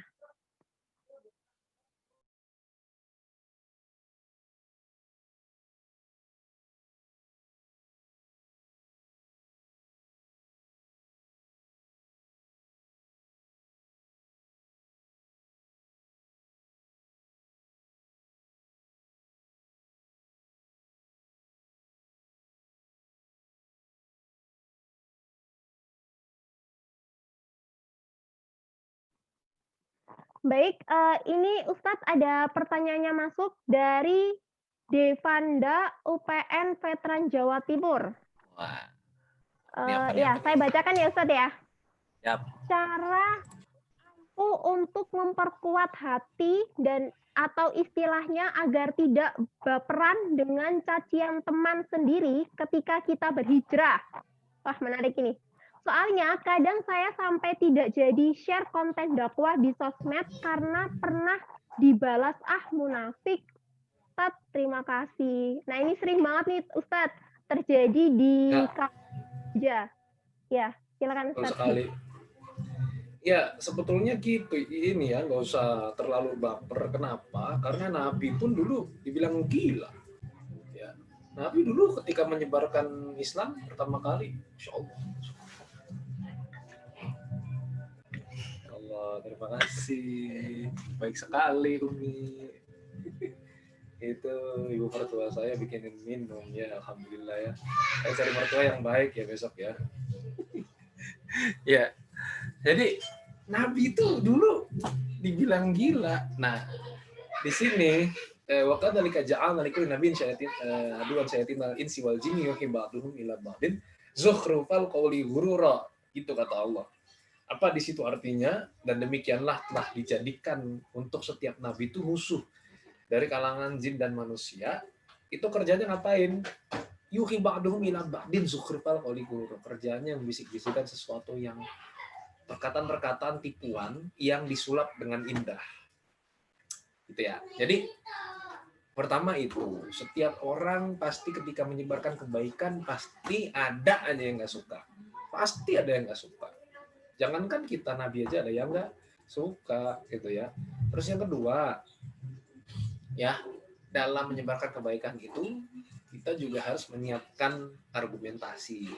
Artinya jangan cuma nyebarin, tapi juga ada referensi dan argumentasi. Kadang-kadang kita kan dibilang ya, alah sok suci lu, munafik lah, sok soleh dan lain sebagainya. Kalau digituin kita bilang aja ya nggak apa-apa sok soleh daripada sok kafir gitu.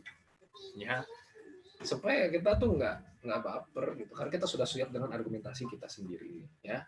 Dan tentu saja kalau kita menyebarkan kebaikan itu jangan sendirian, jadi harus ada temennya supaya apa, saling mengingatkan, saling menguatkan. Makanya tadi saya bilang circle-nya dicari, circle yang sesuai sama kita, circle yang baik, circle yang nggak menggembosi gitu ya, circle yang saling menguatkan gitu loh. Jadi artinya ketika kita punya circle yang seperti itu, kita nggak bakalan gampang down.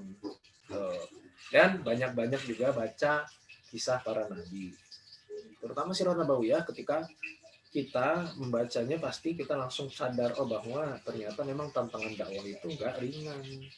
Dan ketika kita mendapatkan itu, nih yang keempat, ketika kita mendapatkan perkataan seperti itu, nggak usah baper, ya. Anggaplah hal seperti itu justru sebagai cara Allah untuk menaikkan derajat kita. Jadi kalau kita sedang menyebarkan kebaikan, terus ada yang berkata buruk, tandanya apa yang kita sebarkan itu sudah baik, ya. Tandanya apa yang kita sebarkan itu adalah ciri bahwa apa yang kita bagikan itu adalah kebenaran. Itu tandanya. Gitu. Jadi kalau sudah mulai ada yang ngejek-ngejek, sudah ada yang mulai ngejek, itu mungkin adalah sebuah pertanda bahwa Allah sedang menaikkan derajat kita, gitu ya. Ya, semangat teruslah, jangan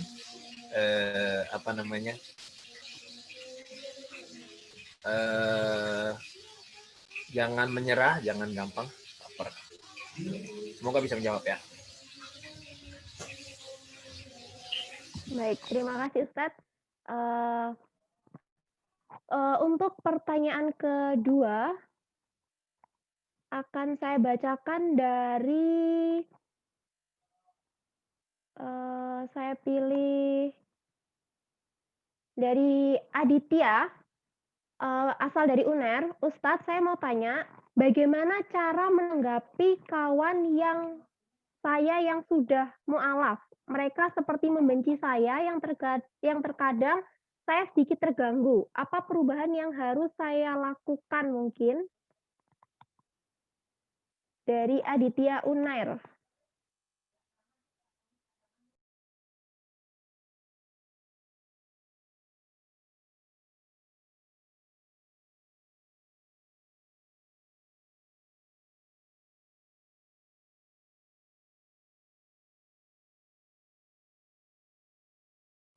Mohon maaf Ustadz, masih ke mute. Oh iya, saya belum nemu relasinya antara dia sudah mualaf terus jadi benci sama kamu, itu kenapa gitu maksud saya. Artinya apa yang membuat dia jadi benci gitu? Itu saya belum nemu relasi, belum nemu keterhubungannya ya, mohon maaf ya. Jadi saya belum bisa menjawab. Apalagi di sini masih pertanyaan masih seperti membenci gitu ya. Seperti membenci itu sudah mualaf atau sudah murtad, saya nggak ngerti gitu maksudnya. Kenapa dia sudah mualaf, berarti sudah masuk Islam, terus kenapa jadi benci sama kita? Itu mungkin butuh penjelasan yang lebih lanjut gitu ya. Mungkin bisa beralih ke pertanyaan yang lain dulu. Iya, baik Ustaz.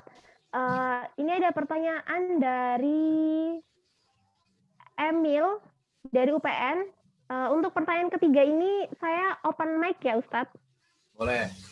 Baik, untuk saudara Emil bisa open mikrofonnya untuk menyampaikan pertanyaannya.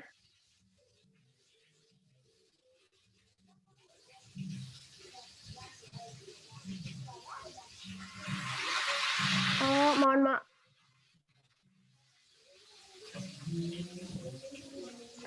Mohon maaf Ustadz, ternyata tidak bisa open mic. Baik, saya bacakan saja. Mau bertanya terkait bagaimana kita tetap istiqomah dalam kebaikan atau ketakwaan di dalam lingkungan kampus yang umum, bukan kampus Islam. Seperti kampus saya dengan banyak teman dari berbagai perbedaan.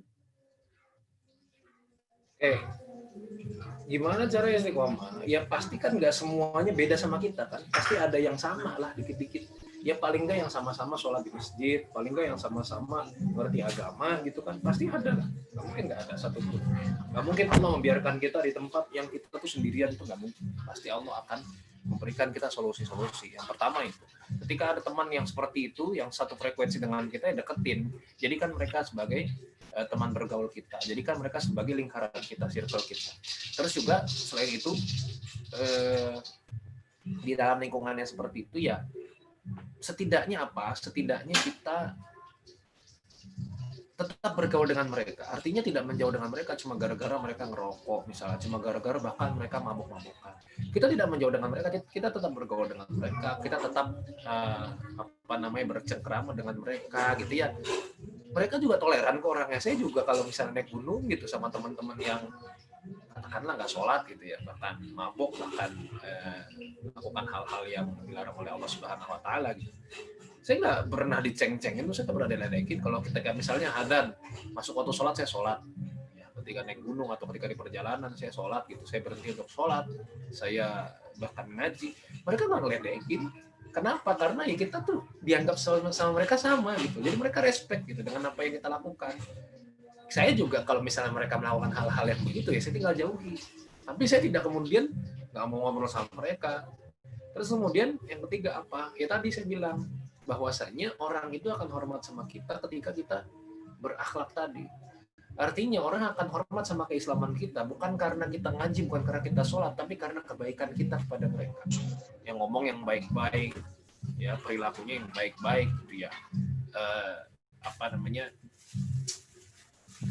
Bergaul dengan mereka dengan cara yang baik, bahkan sering-sering traktir mereka. Gitu. Kenapa? Mereka tuh jadi merasa, wah, ini orang rajin sholat tuh begini ya, ternyata asik ya orang rajin sholat kayak gitu. Tapi kalau kita sendiri lebih prioritas kepada orang yang soleh-soleh saja, ya kapan kita mau berdakwah kepada orang-orang di sekitar kita? Padahal yang lebih utama untuk didakwahi, lebih utama untuk mengenal Islam adalah mereka yang belum sholat, mereka yang masih melakukan kemaksiatan, mereka yang belum ngaji dan seterusnya. Gitu. Semoga bisa menjawab. Terima kasih Ustadz. Mungkin untuk pertanyaan dari Aditya Uner yang tadi belum jelas, bisa saya open mikrofon dari saudara Aditya ya Ustadz ya? Boleh. Untuk saudara Aditya Novel Asmi, bisa open mic-nya untuk menyampaikan pertanyaannya? Oke, suaranya terdengar ya? Iya, terdengar. Iya, jadi maksudnya itu tadi pertanyaannya itu, saya itu berteman dengan dia itu yang teman saya itu yang masih non-muslim. Dia masih non-muslim. Sesudah itu gara-gara berteman dengan saya, bisa dibilang ya dia itu tertarik. Dia salah satu seperti semacam ketua pemimpin di ininya lah, di agamanya lah. Dan akhirnya teman saya itu pun mengikuti saya. Dan pada saat itu ya bahkan seorang tuanya juga sampai kayak ya seperti tidak suka gitu seperti saya, bahkan kalau saya bertemu saja itu sampai suka tidak diperlakukannya tidak baik lah seperti itu. Nah juga seakan itu terganggu seperti itu mungkin masih. Oke, jadi ternyata yang benci sama kamu tuh ini circle-nya dia ya, bukan dianya gitu. Iya, kalau dianya enggak. Dia juga udah masuk ke agama Islam kan. Oke, jadi paham sekarang kan. Tadi saya sedikit bingung. Ternyata gara-gara si orang ini jadi seneng sama kamu, terus kemudian teman-temannya dia, keluarga dia jadi benci sama kamu. Jadi begini, yang paling utama tadi adalah saya bilang, ketika misalnya orang seperti itu, orang itu kemudian jadi membenci kita, apa yang harus kita lakukan ya tadi? Kita pancarkan akhlak yang mulia. Misalnya keluarganya nggak suka, ya coba kita kasih hadiah kepada mereka. Tapi biar pas Natal kasih hadiahnya pas di luar Natal aja. Nanti disangkanya macam-macam lagi. Kita kasih hadiah coba sama orang tuanya, apa kayak gitu ya, atau datang ke rumahnya ya, terus kemudian ajak ngobrol gitu ya. Terus juga dengan teman-temannya dia seperti itu. Jadi artinya itu kan bukan salah kita juga ya. Kalau terus kemudian kita jadi menjauhi teman kita yang tadi yang tadinya jadi ikut kita tadi, ya bukan salah kita juga, kan dia yang mau sama kita kan kayak gitu. Artinya santai aja sih sebenarnya sih. Kalau saya pribadi, cuma kan orang beda-beda ya dalam menanggapi itu. Yang jelas adalah ya tetap berkebaikan. Jadi sebetulnya adalah orang ini kan berarti kan senang sama kamu kan karena ada kebaikan dalam dirimu. Itu kan nilai plus dan ya sudah begitu aja, be yourself, jangan terus jadi down gara-gara teman-temannya pada benci sama kamu kayak gitu ya. Tunjukin bahwa sebetulnya bukan kamu kok yang bikin dia seperti itu gitu, bahwa dia sendiri yang punya pilihan ke jalan itu ya. Dan juga tetap berbuat baik kepada orang-orang seperti itu, tetap berdoa kepada Allah untuk minta perlindungan dari Allah Subhanahu wa taala untuk dijahatin sama orang-orang seperti mereka ya. Jadi tetap bergaul seperti biasanya ya, artinya karena kamu bukan misionaris ya, bukan ngajak orang untuk keluar dari agamanya gitu kan, tapi memang itu secara natural berjalan seperti itu, ya sudah, santai aja sih kalau menurut saya, jadi nggak usah terlalu dipusingkan kayak gitu. Baik, terima kasih Ustadz. Ini ada 2 pertanyaan lagi, apa mau dilanjut atau sudah Ustadz? Ya boleh, asal nggak susah. Oh ya, baik. Pertanyaannya dari Novita, UPN Veteran Jatim. Saya mau bertanya, terkadang kita banyak mengingatkan teman kebaikan, tetapi perilaku kita terkadang lalai. Seperti itu dosa nggak, Ustadz? Kalau terkadang nggak apa-apa. Karena berakhir terkadang ya. Jadi yang di dalam surat As-Saff ayat kedua dan ketiga, ya ayyuhalladzina amanu lima taqulu ma la taf'alun kabura maqtan indallahi an taqulu ma la taf'alun. Ya, wahai orang-orang yang beriman, kenapa engkau tidak melakukan apa yang engkau katakan? Amat besar kebencian di sisi Allah, kemarahan di sisi Allah jika engkau melakukan apa yang jika engkau tidak melakukan apa yang engkau katakan. Ya. Jika engkau mengatakan apa yang tidak engkau lakukan, terbalik. Jadi itu tuh sebetulnya adalah kalau tidak sama sekali. Jadi kita nyuruh orang sholat duha tapi kita nggak pernah. Kita nyuruh orang tahajud tapi kita nggak pernah. Kita nyuruh orang berpuasa tapi kita nggak pernah. Kita nyuruh orang berhenti ngerokok tapi kita masih ngerokok. Itu yang nggak boleh. Tapi kalau misalnya kita ngingetin jangan gibah, tapi di waktu yang lain kita masih gibah, itu nggak apa-apa. Asalkan kita sadar, gitu ya.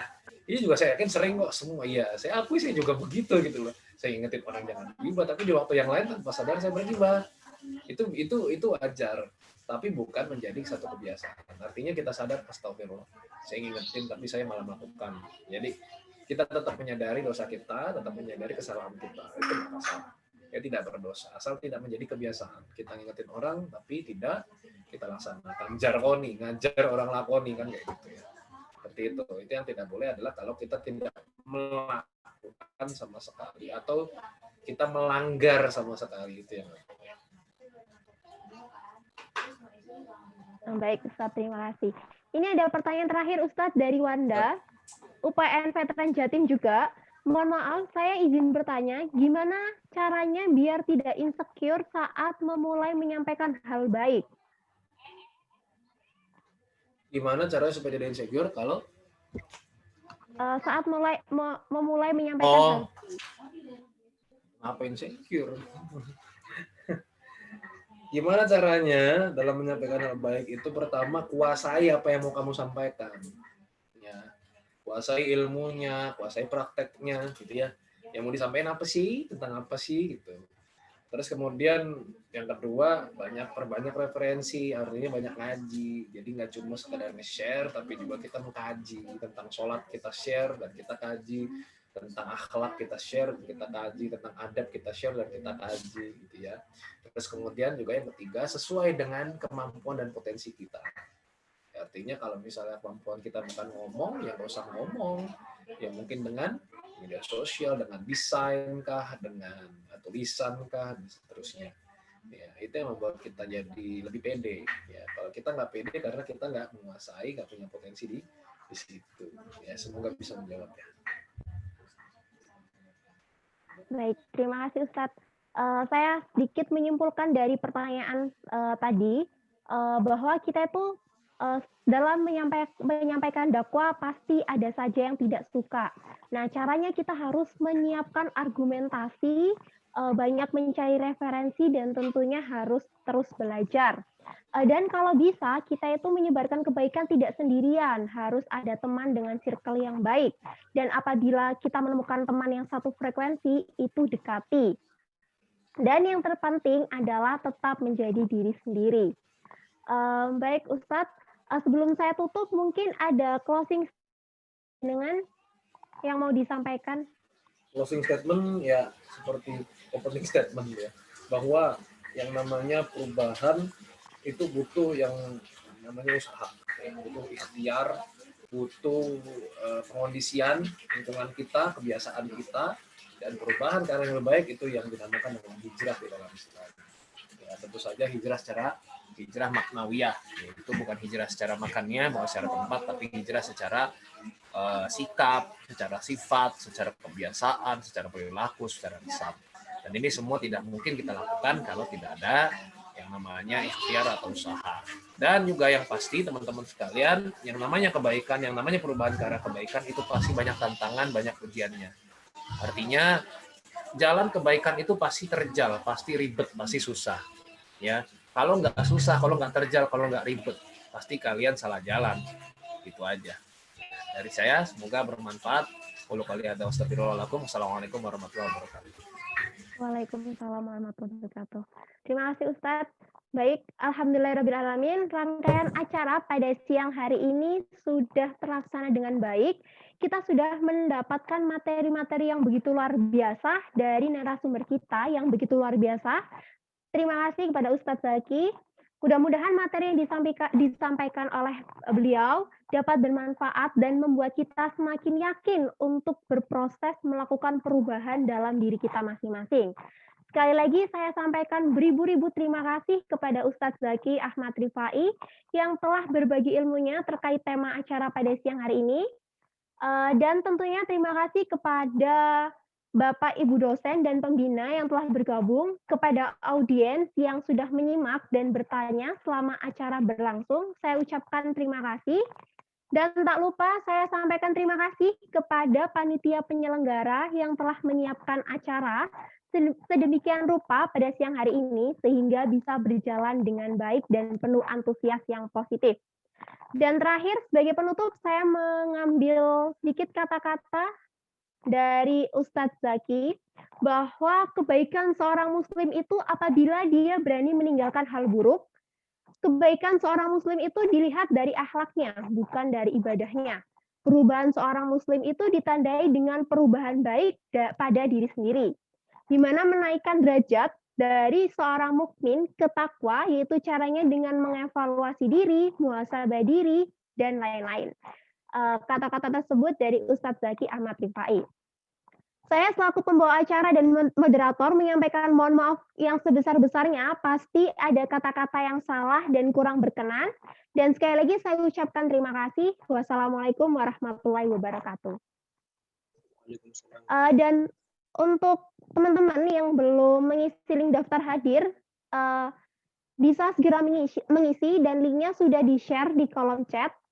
Bisa segera diisi dan diberi waktu kurang lebih 15 menit untuk mengakhiri Zoom ini. Terima kasih.